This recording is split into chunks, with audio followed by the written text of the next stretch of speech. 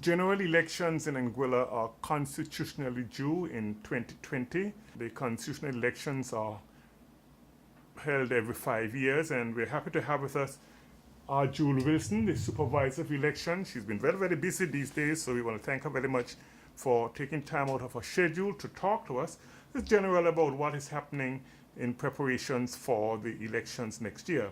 Ms. Wilson, nice having you with us today. Good morning, Wycliffe, and thank you for taking the initiative to come and ask me a few questions. Now, first of all, for our viewers and new viewers and even some of the older viewers, what generally are basically some of the duties or functions of the supervisor of elections? In the Anguilla context, the supervisor of election is responsible for ensuring that elections are free and fair, and in terms of preparing for the administration of the process on polling day, the training of the officers, and to make sure that the returns are given to the governor in due course. Now, you mentioned training officers in preparations for the work that they'll be doing on polling day, whenever the elections are called and the date is announced. Basically, what some of the officers, who are the officers, are presiding officers, the clerks, and your returning officers, 7 of them, each one is responsible for a respective district. You have 1, 2, 3, 4, 5, 6, and 7. Then for each district, we have 1 presiding officer and the polling clerks that are necessary. In most districts, we have more than 1 polling station. So each polling station has to be equipped with a presiding officer and at least 1 polling clerk. The other officers, which would be the tallying officers, they usually come on late in the evening when we are doing the tabulation of the votes. now it is said that general elections, whenever they are held, are very crucial in any country, and 2020 no different. Absolutely not. For the 2020 elections, we have actually started early, and there's a reason for that. There are a few You mean initiatives. early preparations? Early preparation, that's correct. There are a few new initiatives and procedures and processes that we want to put in place, and I want to ensure that the officers themselves are au fait and very well trained as a result. And so therefore, when we go to polling day, there should be very little, if any, issues with regards to understanding the processes. Having mentioned some of the new initiatives for election day next year, you can list some of them and the reasons why. Okay, for instance, we are going to be having advanced polls for the first time. If you recall, and if you voted in 2015, you would recall the long lines and the amount of time persons had to stay in line. So as a result, what we are doing is advanced polls, which would require persons who are working the elections to vote a few days prior to the elections, and the police officers and most essential officers like your doctors and your nurses, and anyone over 70. But that does not include anybody who is incapacitated, whether they are blind, they need assistance in terms of voting. So once we take those persons out of the general population for voting on polling day, it should make the lines go a little faster, and at least that would be one thing. We had the situation in several of the polling divisions and the polling districts, 7 of them, where a number of polling stations. Are there any plans to increase the number of them this year? No, we are not increasing the number of polling stations because we are taking into account some of the things that we can do other than having additional workmen and equipment. Like, say, for instance, we are going to be introducing for the first time the voter registration card. That basically, the voter has that card, brings it to the officer who is sitting at the polling station. It's swiped, scanned, and the information comes up on their screen. What that does, it cuts down on the time. The card that I'm referencing is the voter registration card, similar to the one that I'm having in my hand, which basically, and that's yours personally. and this is mine personally. You can't see the photograph yes, from yes, there, I but know. this is me. It has my information, my name, my district I am required to work in, and of course my occupation, which is supervisor of election. All registered voters are encouraged to come in and get this card. The card actually has a QR code, which is a quick response code, And once that's scanned, it basically brings up your information, and we know that you are who you are. And so therefore, we don't have to thumb through the long number of pages. So it's to your benefit to have this card on your hand. And I'm sure that the information that on that card is basically what's on the voters list card, as far as possible. That's correct. It is what is on the voter's card, which is on the list. However, in our database, we have additional information like your date of birth and your. But that place wouldn't of be on birth. the No, no. you And don't then, have access to that. I have a card as well, and so I'm able to have an idea what's on the card. Is on the voters list, and one of the omissions on that card is that the voters list, your name is, you can bear me out, your name is produced on the voters list in alphabetical order, Correct. and there's a number. The number doesn't really mean anything Okay. to you. What Right. happens is, because we have continuous registration, we keep adding persons day by day. So your number Based on today, surnames and so on. yes. So your number today might be 100.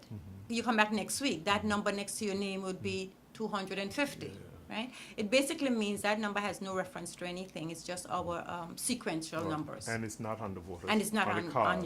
your card at all. What are some of, you mentioned one or two areas, the benefits of the card, it would help to speed up the process based on some of the hiccups you had in the last election in 2015.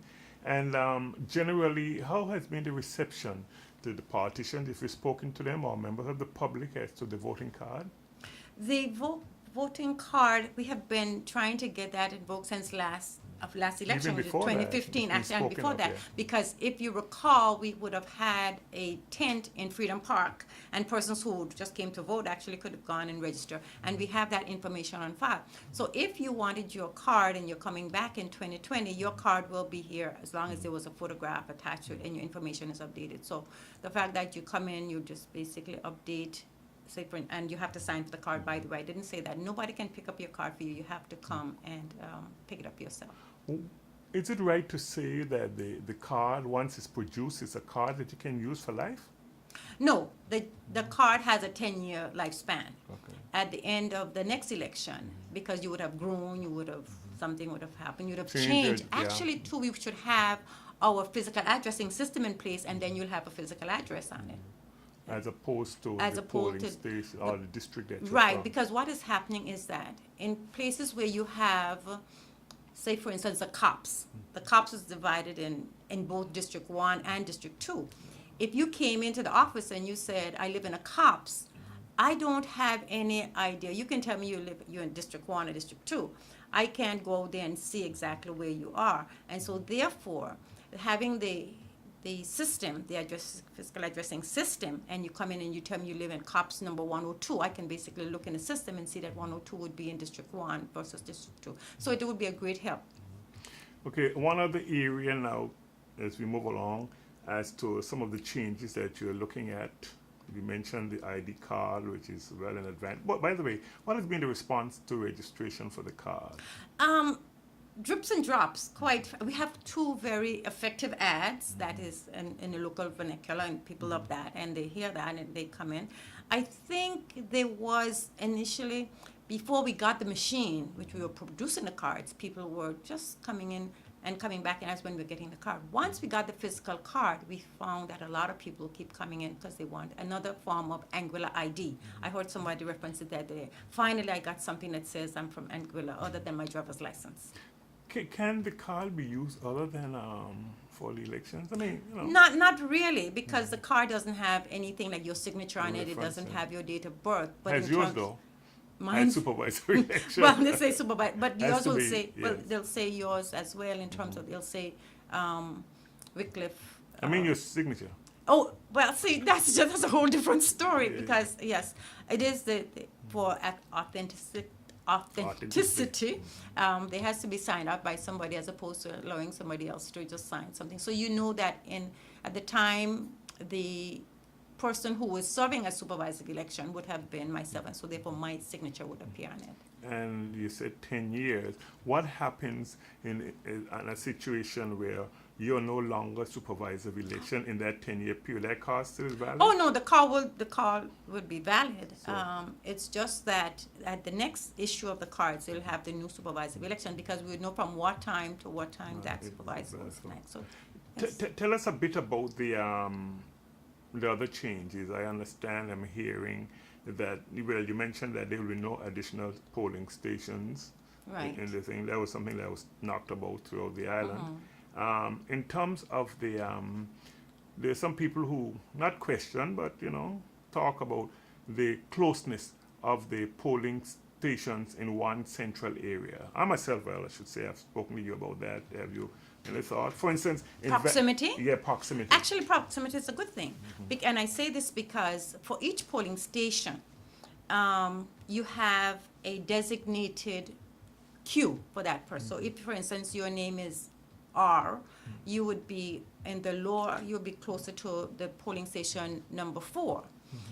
For purposes of ease of having resources, policemen, for having the returning officer having access to the various polling stations, it does have its merits.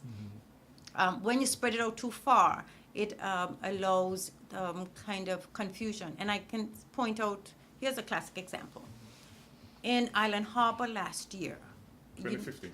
in 2015, we had a voter who stood in line to vote because he or she did not understand that if you have a hyphenated name, that your name basically is the first, for instance, if you are Richardson Wilson, that you look under Richardson, not under your new name, as opposed to Wilson. That person stood in line all that time. And by the time they realized that they weren't, they were in the wrong line, the polling station had closed. But that brings me to a point where it's important, I'm sure you will stress this, important for the voters. You're not supposed to go to the polls, based on my knowledge, to vote unless your name is on the voters list. Correct. Okay. But it's incumbent on the voter, registered voter, to ensure where he or she should vote. That is correct. I think, though, that a lot of us take things for granted. And we say, okay, well, I know, without really trying and find out. But that's a quite simple. I don't think that's not one of the major flaws in it. But I think that the politicians, too, would want to make sure that the education process is thorough. Because if the person was actually voting for me, I would have a little issue with, wow. Yeah, I was coming to that point because you've started well in advance of your training of your officers who will have to conduct the poll, and if they do good, you'll look good. I mean, generally. That's correct. Exactly. But in terms of the information to the public, what are your plans? My plans are actually the legislation requires that I do regular education of the public generally. The reason why I haven't started with the public just yet is, number one, I have to first start in-house. I need to understand the process myself. I need to make sure that the returning officers understand and all the other officers that are going to be administering this. Later down, and I've had a conversation with the Royal Anguilla Police Force. I have had a conversation with the people that I would have to be kind of alert them to the fact that some of the things has changed, and so therefore I will be coming down with them. But because the election legislation, which is going to be amended by 2020, I am reluctant to go out and give information because that information has not been passed. Until that information is passed, then I am allowed to, then I should be required then say to any politician or any other member of the general public that this is what the law is going to be and this is how we are going to administer that. But that does not preclude my preparations, because I know they're coming down, so I can't wait until the last minute to get additional booths. I can't wait until the last minute to get screens. I can't wait to get officers. So that is the premise on which I'm working on. Not that I have decided not to speak to the politician, not to educate, but I think the timeliness of it is what is important. But the fact that the legislation itself, which is crucial, that runs the election, is taking a little time to melt itself together. Would you say that it has kind of hampered your timetable preparation? It hasn't really hampered in some areas in terms of because I was concerned about whether or not I needed additional manpower, do I need additional equipment, or what I do designing, ballot papers and those kinds of things. But I've had my conversation last week as you would have noted in the Anguillan, that I've had the reassurances that I can start to prepare informally what I need to do. So I've had to go ahead. I'm just waiting. I heard the budget has been passed. I'm just waiting it to be assented by the UK. So then I can start ordering the stuff that I need to and kind of committing And to that. apart from financing, which is crucial, you wouldn't be able to put a ball figure on the election. It changes every day.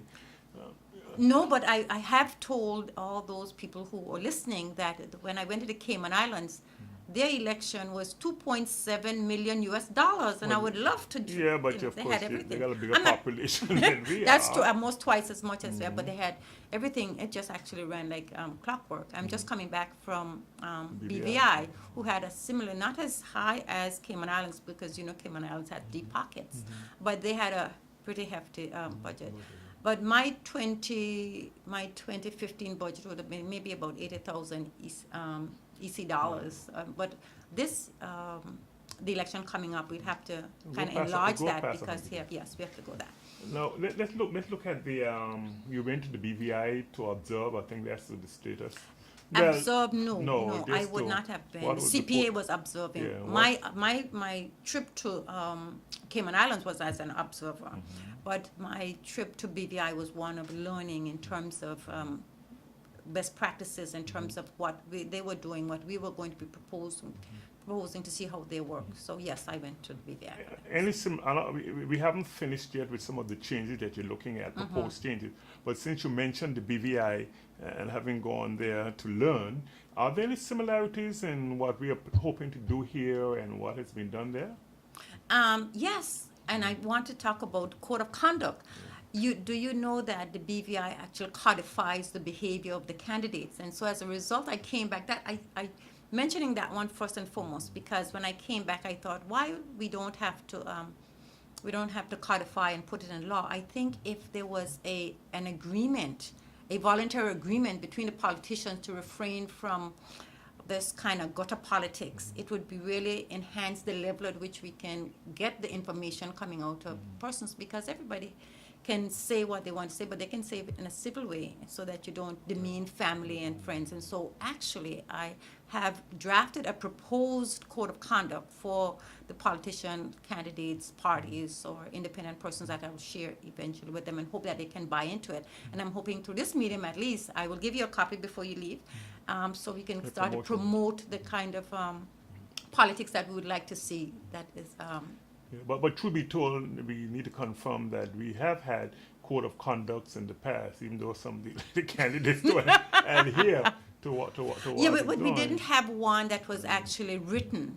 We just okay. have like a gentleman's agreement. It's presumed that you will not kind of disparage me and my family if you go on a platform to talk about my ability to run the government. I mean, so it's just some of those things. And it was striking in the BVI that I didn't see that kind of behavior. So I kind of realized, and I was quickly shown their legislation that actually prohibits that type of behavior. So I thought I could model something, not that we want to come in with the heavy hand of the law, but that as one person, human being to the next. And because Anguillans are just, we are family. One of the areas that's been touted, you're hearing on the radio, you're hearing it all about, and everybody having them different views about it, the whole question of at-large voting.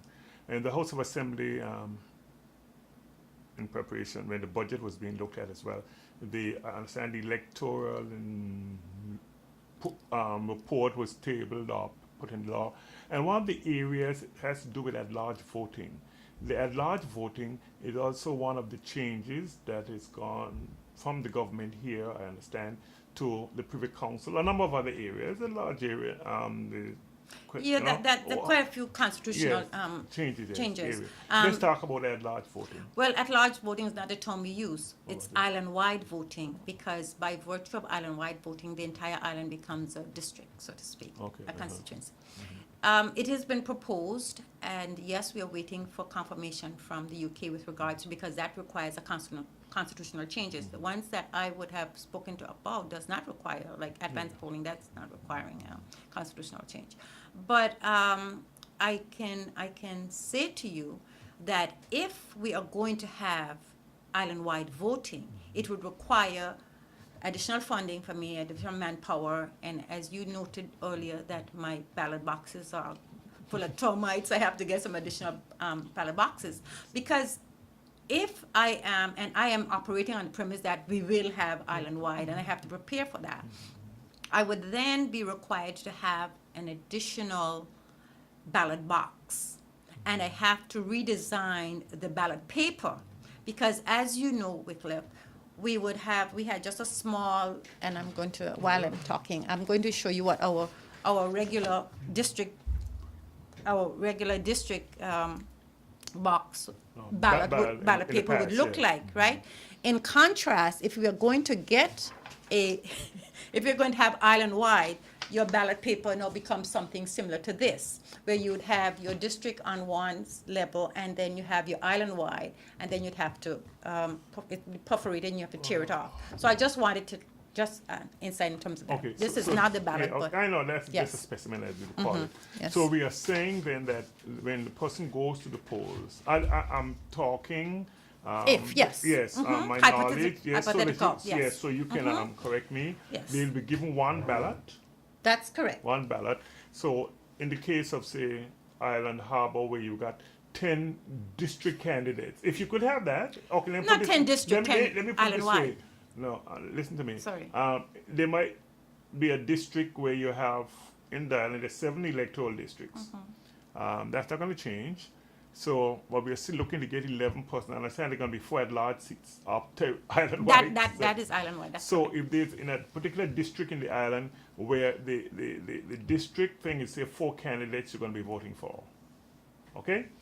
And you have 100, God forbid, 100 territorial candidates.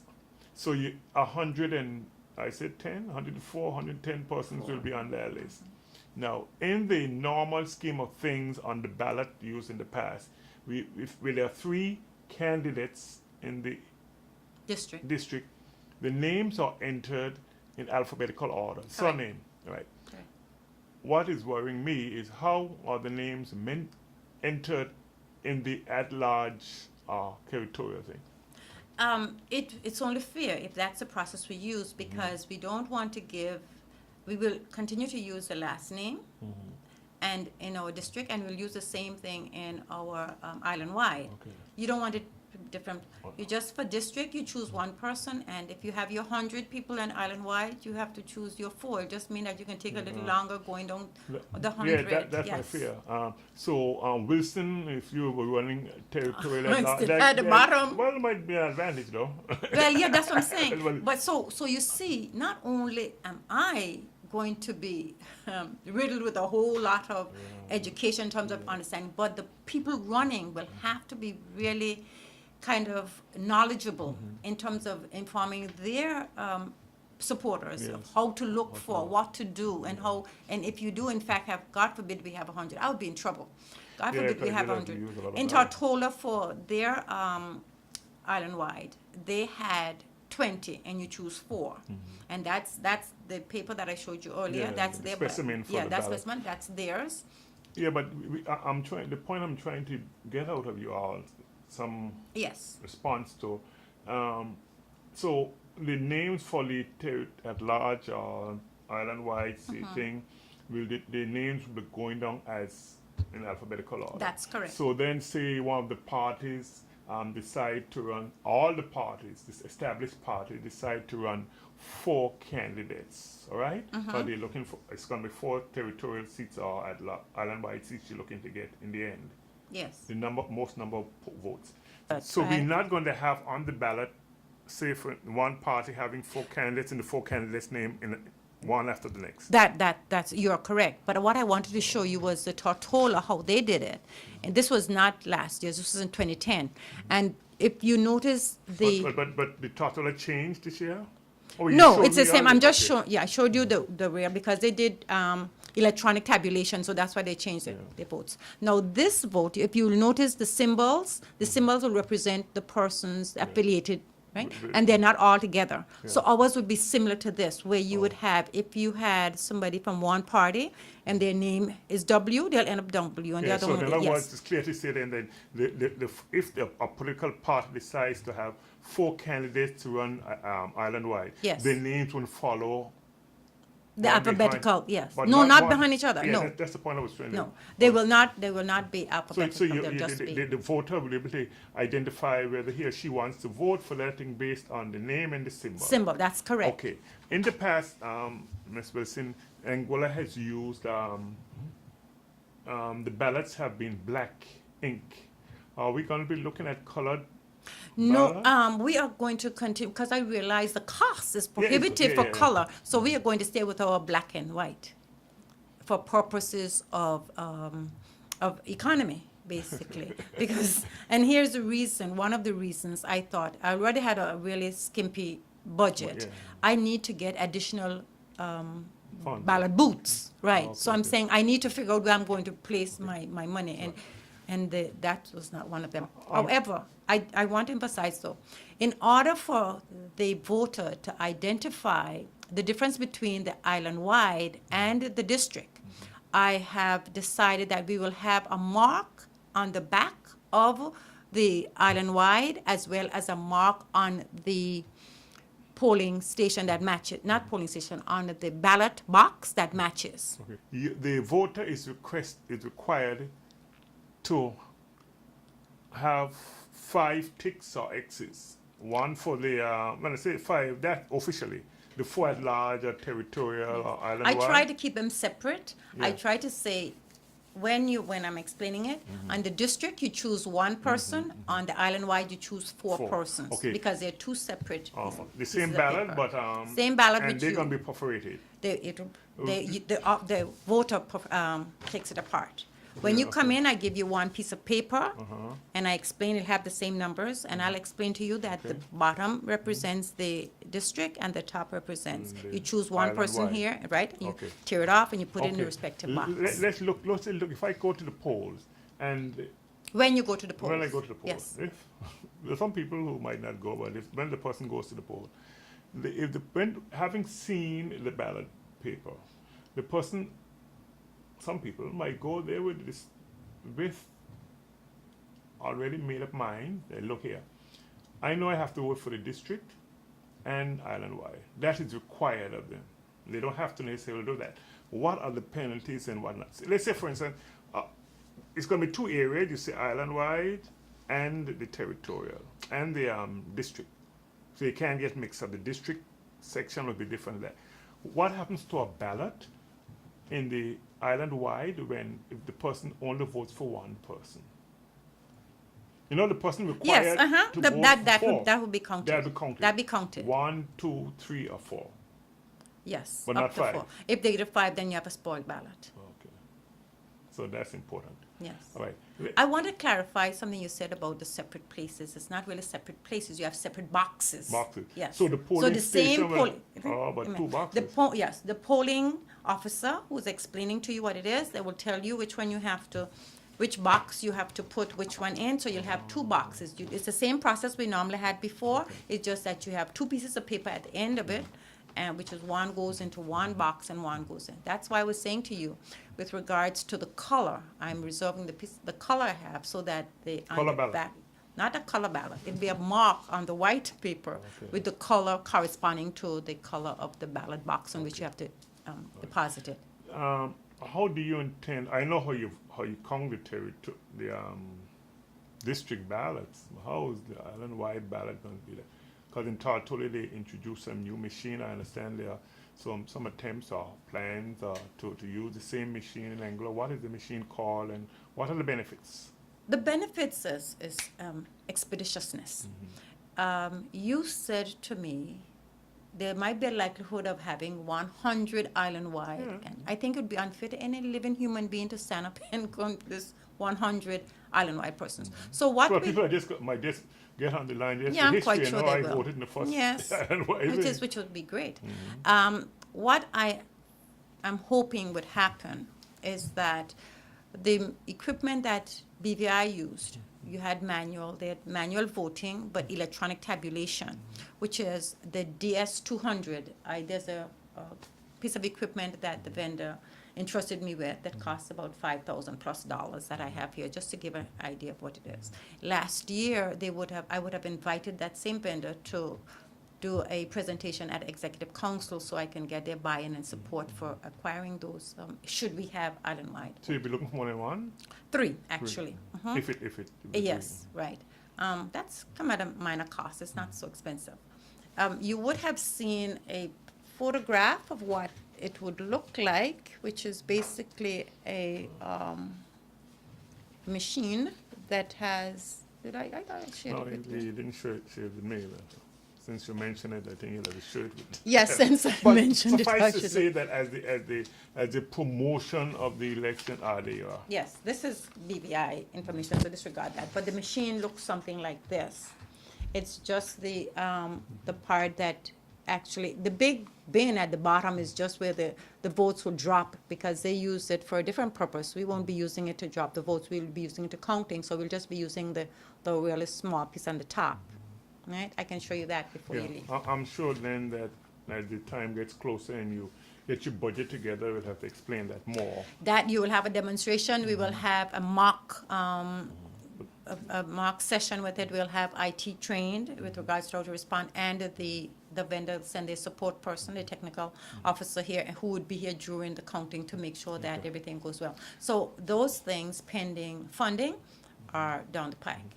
I understand one of the other areas that you're looking at, the whole question of counting the ballots at the polling station. Yes, Are I you think going to go with yes. I think that's a wonderful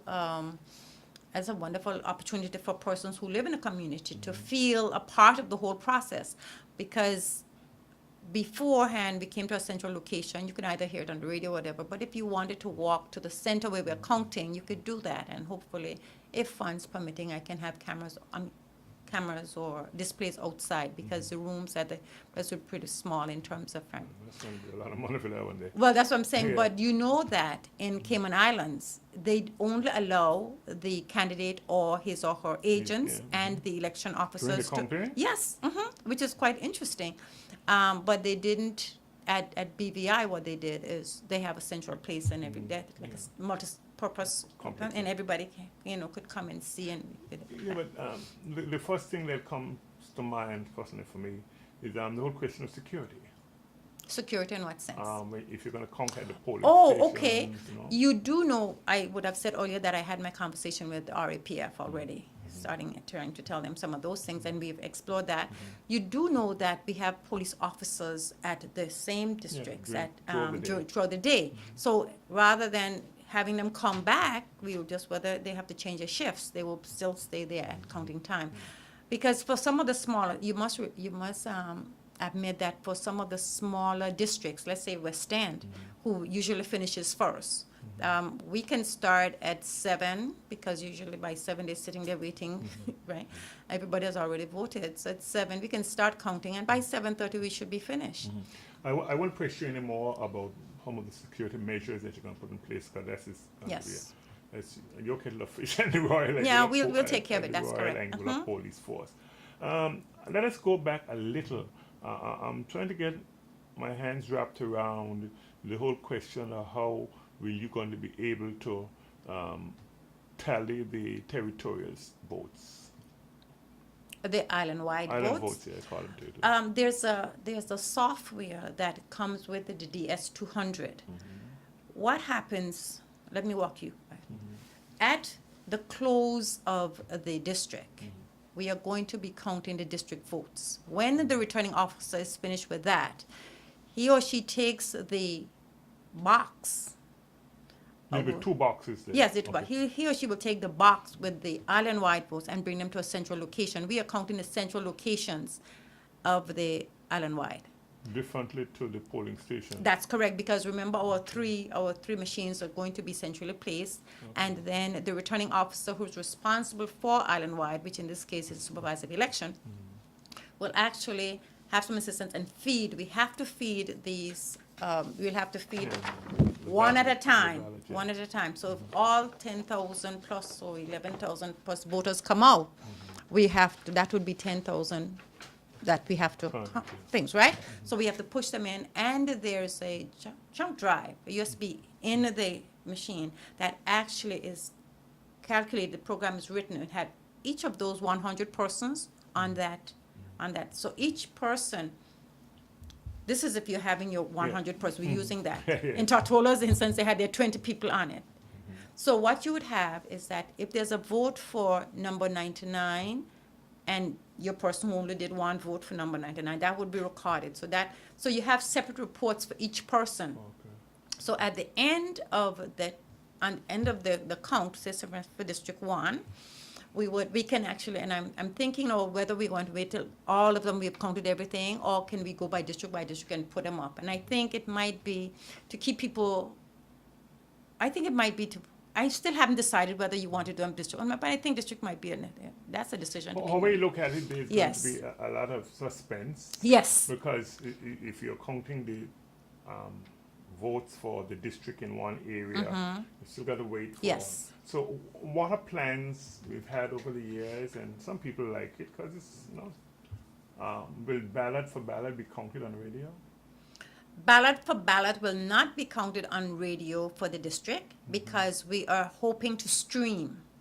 You will be able to, well, I guess if you want to put it on radio, it's fine, but yeah, there will be a recording of the ballot for ballot at the district. So we'll have 7 simultaneous streamings of those, and IT is still working and see how we can get that done, whether we put on Facebook, YouTube, or whatever. So but that will be available. So if you wanted to tune in at West End, so you can do that. You should be able to. Districts by identified. Yeah. Right, exactly. So they're still working on the logistics. IT as it can be done. Now let's look briefly as we close about the whole question of some of the major hiccups. You're doing preparations. You mentioned the slowness of getting money approved for to carry out your work. But the budget just passed, so I'm hopeful. And other hiccups that are really out there that you would like to see? Yes. Venues. You would know that some of the schools, so I'm a little nervous. I know East End School, of course, that's not even there. There's always the Methodist Church Hall at Bethel. Notice your roof isn't on yet, but have been assured by Reverend Richley. That's the building. But that's what I'm saying. And then there's the road school that has some buildings that are not there. So those are some of my kind of issues. I've been in touch with the PS for Education to see what their schedule is like. There is, we're thinking about moving from Campus A to Campus B in the Rodney McCarthy building. And so those are some of the real things that I have. The other thing that I do have is in terms of persons who are going to be committed, people who are committed, who stay committed throughout time, so that I don't, because I always want to have backups. Yes, and sometimes if you have backups and you don't pay them, they might feel, okay, whatever. But I try to encourage people to realize this is not a paying job. It's more like a civic duty. And the stipend that they give you is just that. And that is why, there's so many persons who are participating that are public servants. Because what does your Elections Act state about polling stations? Let me ask that question from the standpoint that, for father-in-law, is it incumbent for the Central Electoral Office to ensure that the polling station is in the district? But we have a problem in East End, as you know. Does the law say that the polling station? Oh, no. It doesn't say that. No. It gives the supervisor of elections some discretion based on the circumstances to make certain decisions. Because if you really and truly, District 2 has always been in District 1. Yeah, but but it doesn't. Yes. That's why I asked you if there's Right, going to no, be additional. no, Because personally, we've discussed that, you have the final say. I think personally figure that the polling station need to be spread out throughout the district. But then you're asking for a whole lot of other logistical issues. But the only logistical office but is if you a think, new building. But wait a minute. Because you've got people, if you've got 3 polling stations in Valley South, you've got that manned by a team. Each polling station is manned by a team. 3 presiding officers in your floor. Yeah, but I don't buy your rationale in terms of, first of all, maybe you need to convince me that it would be more advantageous to spread them out. What? Throughout the district. Throughout, for instance, why? Okay, let's look at the Valley South.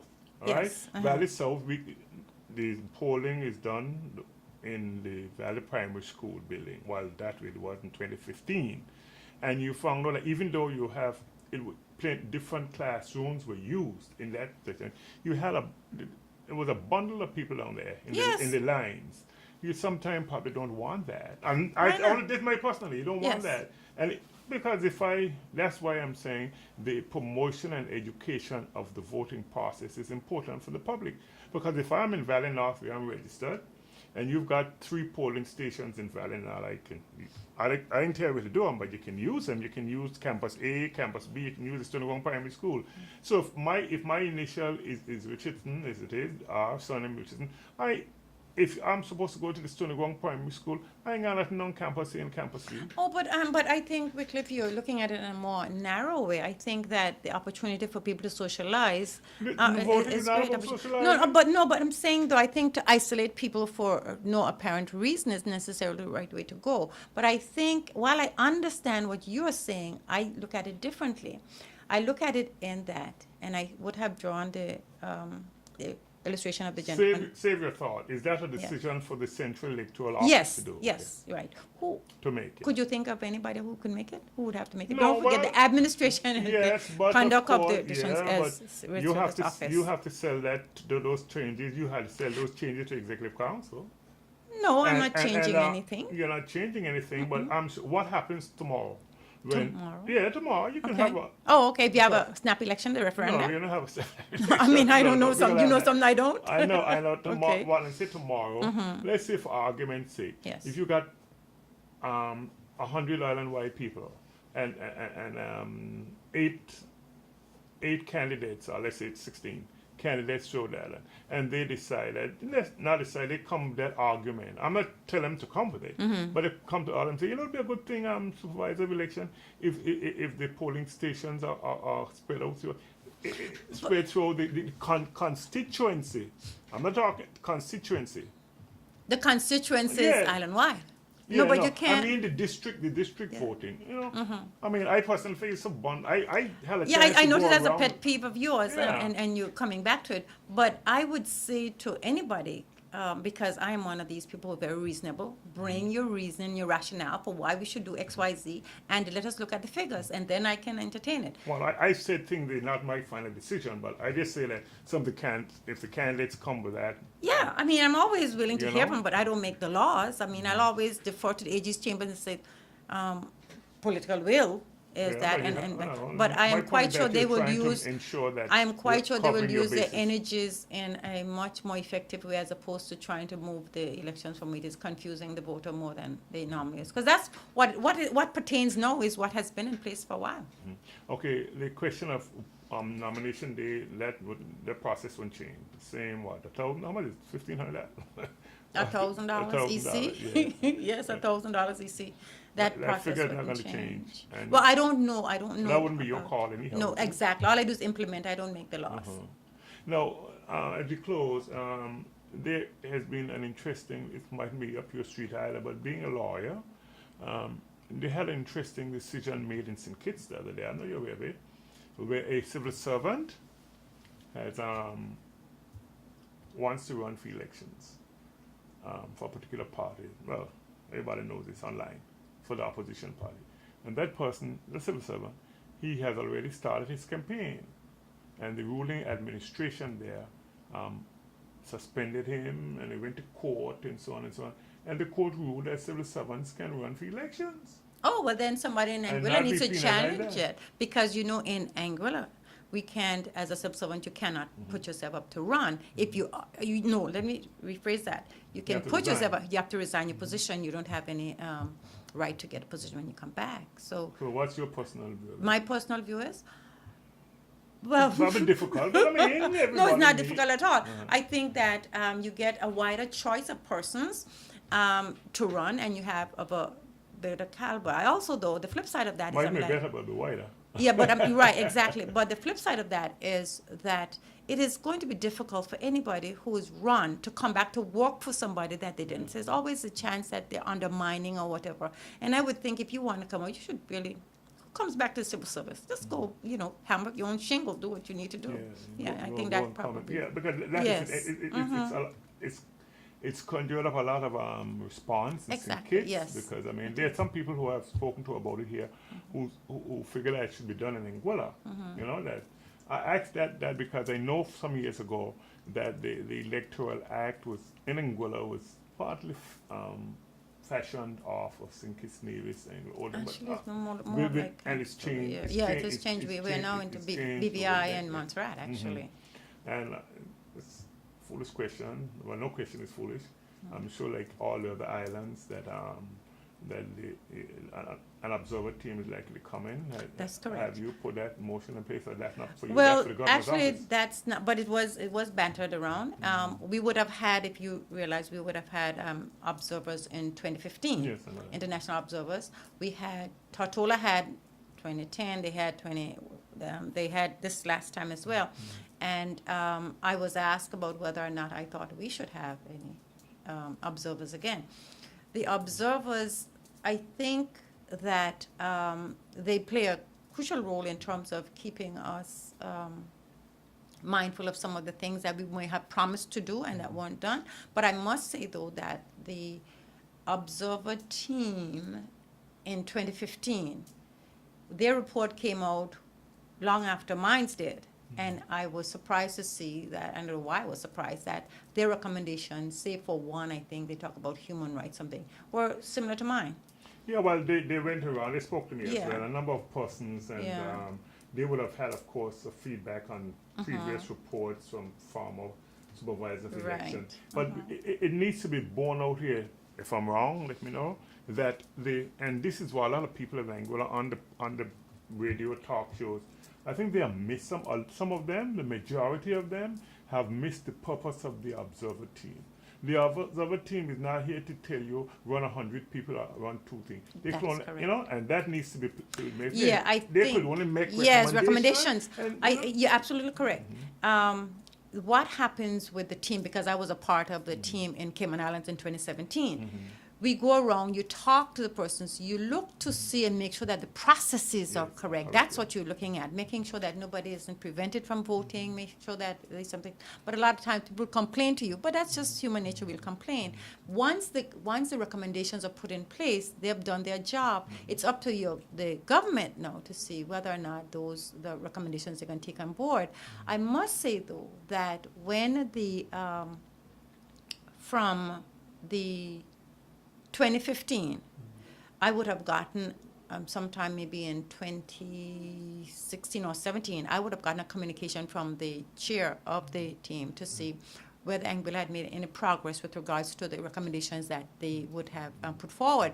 And I was happy to tell them, yes, that we had done in terms of the lines, in terms of making sure that we had updated the system in terms of making it more automated. But with regards to, and they had asked about the redistricting. Yeah. Yeah, so these are all things and that the government of the day may or may not take on board. One of the low points of the last general elections to me in 2015 was the question of the voters list. How late it came out, and so on. Are you in tune with that? That was unfortunate, and the reason why is the government of the day had waited until the last minute to indicate when election was going to be. And coupled with that, Which is their right, of course. based yeah, on the right. law. But I'm saying I would have given some contribution to have the preparations for getting it in place, and I think along with that went the challenges, because we would have had 150 challenges almost a couple of days before the elections, and so you cannot, if there's a matter that's open, you cannot finalize the list until all those decisions have been taken. I don't know if you remember the back and forth Yeah. with the magistrate and all of that, and we had 150, and those claims and those objections, it was probably based on people who weren't living where they're supposed to be. At the end of the day, the court ruled, which we wouldn't have known then, that they were rightfully where they were, and so therefore, when we got that notice, we had to then run to the printers. We had several printers break down, so we couldn't. So and so there were a lot of like spelling errors, and we were kind of harried. We had to stay up late and into the night to do it. But As a result of that, one of my recommendations as the supervisor of election was to see if we could get fixed date elections. If we had, I think that's part of the yes, report that, anyhow. that is part So of that's the likely report. to be implemented going forward? Or I would hope so. I think I saw it in the draft, so I'm hoping That's gone to maybe. Privy Council?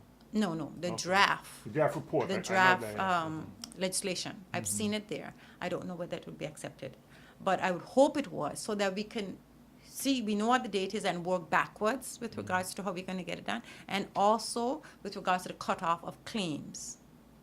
Because as you know, you can actually file an objection to anybody on the list at any time, right? But it has to be substantial.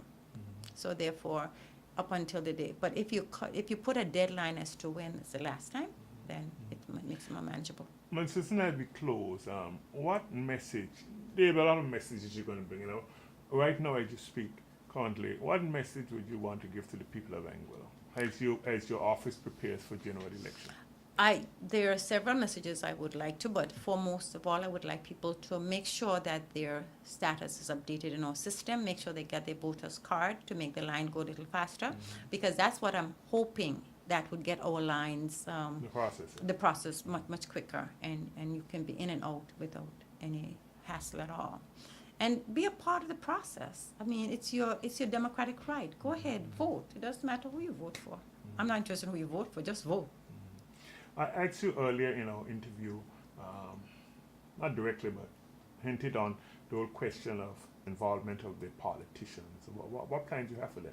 Oh, the politicians, I mean, I would have to, number one, I want to encourage them particularly to come in and get their IDs squared away and let them realize I am their friend, I'm here to serve, and I'm not an enemy, I'm not running for anything. Because sometimes I get the impression that people think that there's some motive here. I really don't care who wins or not. I just want to make sure that you The get a process is fair followed. shake. Yes. And if anybody who knows me will know that I have no problems with whomever, and I will give you the answers that you need. And if I can't, I will go to Attorney General's chambers and make sure that you get the correct information. So feel free. This is your office, and you need to come in and use it as you need to be. If you need to ask questions before you get on the air, ask a question. I will say, however, I do not do call-in talk shows. I do not.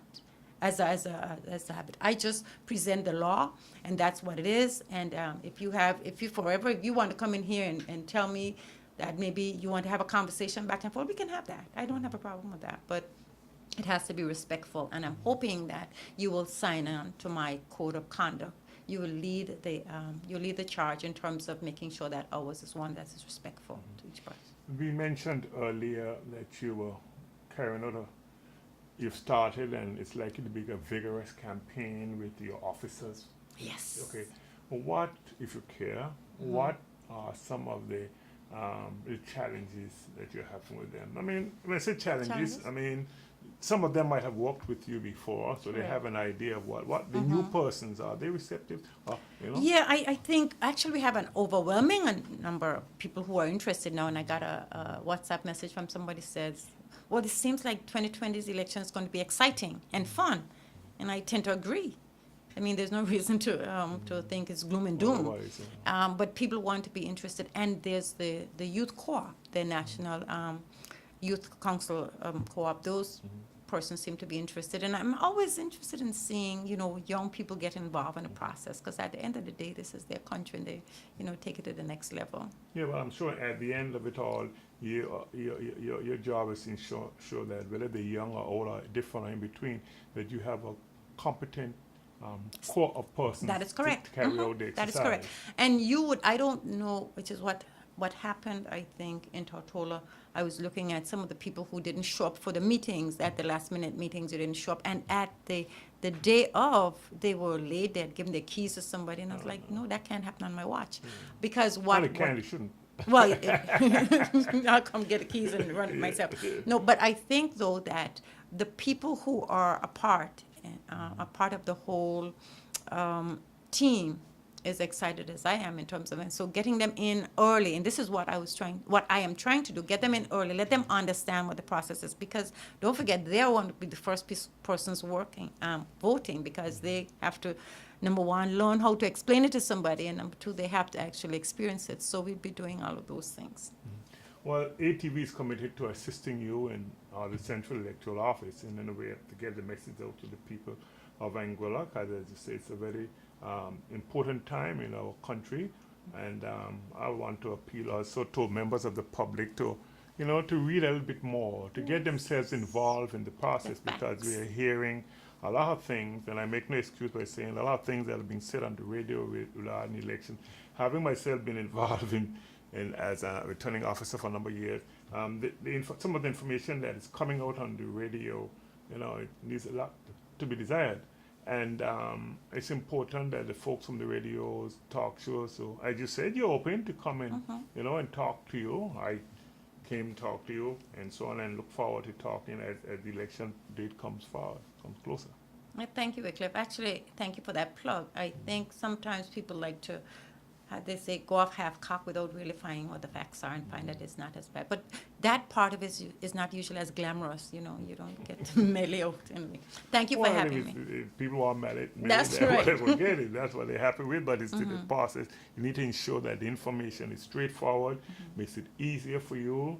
I'm speaking as somebody from the media, that the folks in the media needs to ensure that they are above board in what they're saying and what they're doing, because it makes it easier for the supervisor of election and the Central Electoral Office at the moment. That is correct. And if you would note in my code of conduct, I said respect for media and journalists. Code of conduct. The proposed code, our voluntary agreement that I would like the candidates to sign on to. It says every political party and candidate must show respect for news and media before and during and after the election. Okay? And ensure that no media agent is being subjected to harassment, threats, or physical assault. See, so you see, I have not forgotten you. Well, somebody from the media probably calling you. Yes. Ms. Wilson, well, thank you very much for taking time out of your schedule. It's a busy time for you. And elections in 2020, there's probably just over a year to go. But it's also important to know that time flies very quickly, as you know, in Anguilla, and people are to ensure that they be a part of the process. So thank you very much, and look forward to talking with you again. Thank you, Wycliffe. We'll be seeing each other before 2020 is here.